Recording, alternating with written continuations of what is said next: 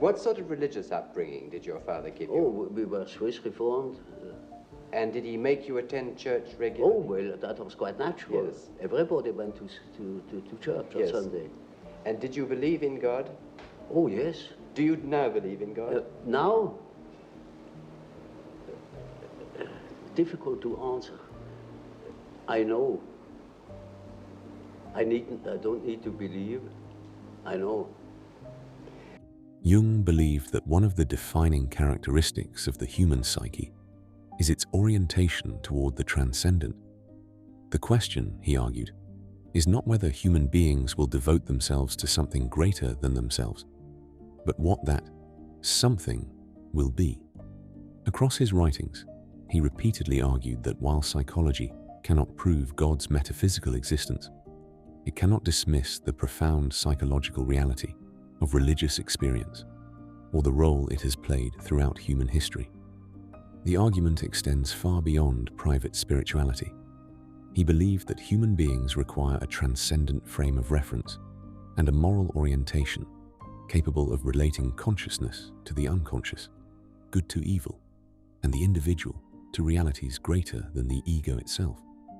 This conviction lies at the heart of his psychology, from his understanding of the transcendent function to his insistence that genuine psychological development demands what he called a mental and moral attitude toward the unconscious. From this, Jung drew a profound conclusion. If religion is reduced to mere doctrine or dismissed by rationalism, the religious function itself does not disappear. It simply seeks another object of worship.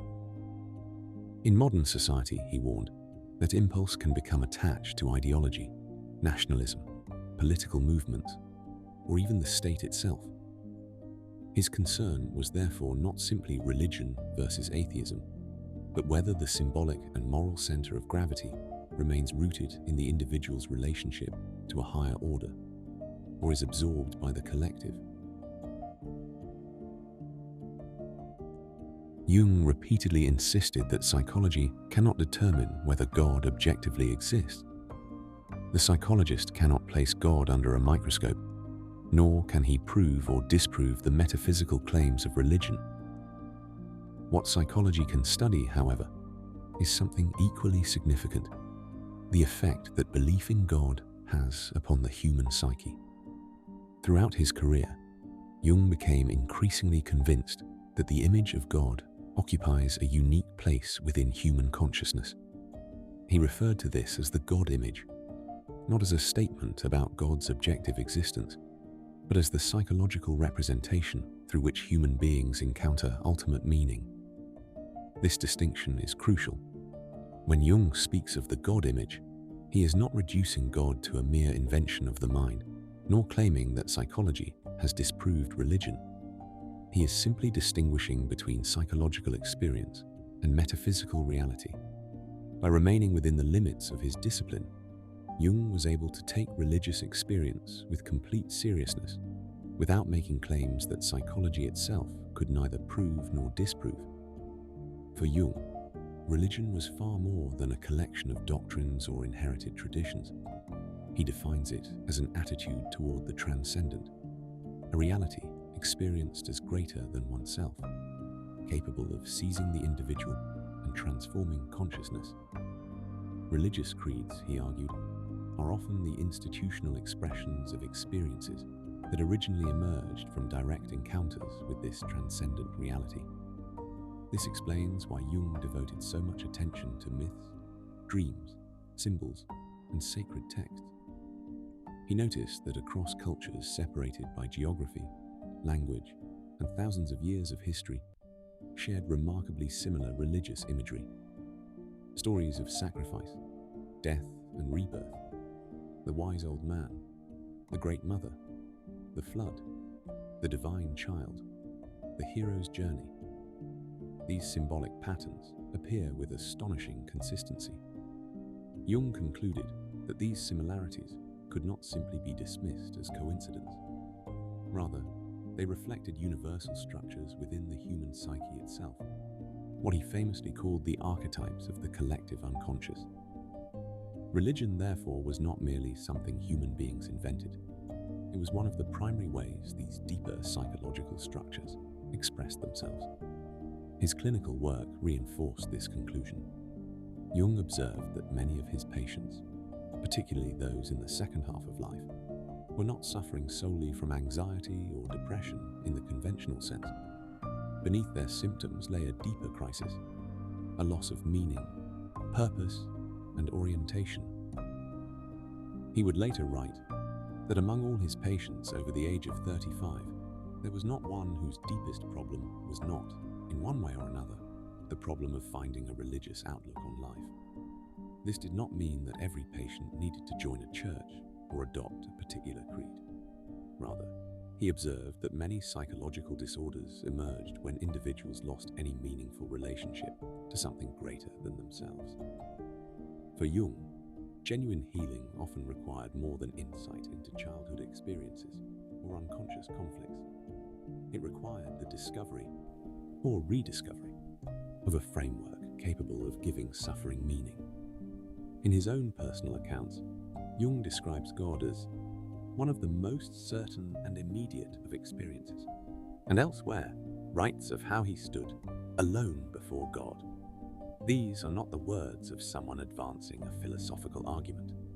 They are the words of someone describing an experience that, for him, carried an overwhelming psychological certainty.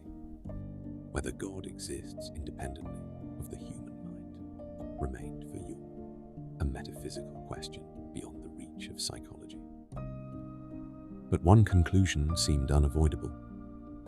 Wherever human beings have encountered what they experience as the sacred, lives have been transformed. Entire civilizations have been built around these encounters. Art, law, morality, ritual, and identity have all emerged from them. Religion was therefore not a relic of humanity's primitive past, nor merely a collection of inherited beliefs. It was one of the deepest expressions of the psyche itself, a living encounter that has shaped human consciousness since the beginning of history. The conscious mind is not the whole of the person. Beneath conscious awareness lies the unconscious, a vast psychological reality containing forgotten memories, repressed emotions, instincts, symbolic images, and universal patterns that shape behavior in ways we often fail to recognize. Much of what we think, feel, and do is influenced by forces operating beyond conscious awareness. The task of psychological development, therefore, is to establish a meaningful relationship between the conscious and the unconscious. This is where one of Jung's most important concepts emerges, the Transcendent Function. It describes the psychological process through which opposing elements within the personality, conscious and unconscious, reason and emotion, order and instinct, are brought into dialogue. Out of the tension between these opposites, a new and more integrated attitude can emerge. For Jung, genuine transformation does not occur by suppressing conflict, but by confronting it. The individual does not become whole by eliminating one side of their nature. Wholeness is achieved by integrating what has previously been divided. This is why Jung believed psychology could never be reduced to the simple removal of symptoms. He proposed that the therapist's task is not simply to remove present difficulties, but to help the individual discover the mental and moral attitude required to confront what emerges from the unconscious. But this presents demands. It confronts the individual with uncomfortable truths, hidden motives, neglected responsibilities, and aspects of the personality that the ego would often prefer to ignore. To encounter the unconscious honestly requires humility, courage, and responsibility. In this sense, morality is not merely a social code imposed from outside. It becomes a psychological necessity. Without responsibility, there can be no genuine confrontation with the unconscious. Without honesty, there can be no integration. Without freedom, there can be no meaningful moral choice. This is why Jung repeatedly insists that individuation is inseparable from ethical development. A person organized entirely around immediate pleasure, comfort, or the avoidance of suffering remains psychologically centered upon the ego. Every decision is measured by personal gratification. Difficult truths are avoided, responsibility is postponed, and uncomfortable aspects of the personality remain buried beneath the surface.